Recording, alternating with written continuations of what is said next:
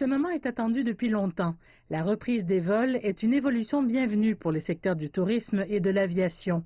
Mais la réouverture s'accompagne de mesures de sécurité strictes dans tous les aéroports en raison du coronavirus. Le ministre de l'Aviation a assisté à une dernière vérification du processus de réouverture. Nous avons placé des balises dans les aéroports pour assurer aux passagers une distance sociale d'au moins 2 mètres. Nous avons installé des caméras thermiques partout.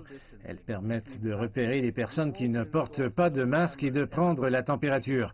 Si un passager a une température élevée, elle donne l'alarme pour que les fonctionnaires puissent s'en occuper. Nous désinfectons tous les bagages avant que les passagers ne les reçoivent, ainsi que tout l'aéroport. Et il y a des désinfectants partout pour l'usage du public. Le premier jour, il n'y a pas eu beaucoup d'activités, mais après la réouverture, le premier vol de la compagnie nationale Egyptair a emmené à Tunis 200 passagers. Le trafic le plus important est attendu à l'aéroport international du Caire, ainsi que dans 3 autres villes. Le gouvernement égyptien a annoncé la reprise du tourisme en lien avec seulement 3 gouvernorats. Le Sud Sinaï, la mer Rouge et Matrou.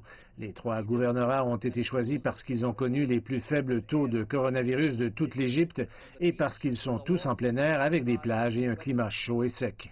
Entre-temps, plus de 300 hôtels qui ont passé les tests de sécurité contre le coronavirus ont reçu une autorisation de réouverture.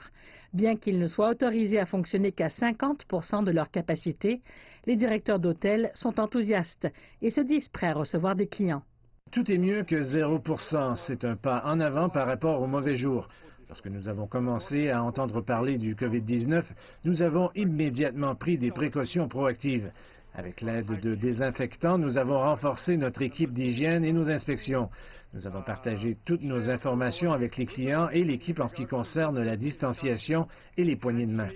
Tout hôtel qui enfreint les mesures de santé et de sécurité sera fermé et perdra sa licence. L'industrie du tourisme, principale source de devises fortes pour l'Égypte, a perdu 6 milliards de dollars de la mi-février au mois de mai. Le secteur de l'aviation a pour sa part perdu environ 2,5 milliards de dollars au cours de la même période.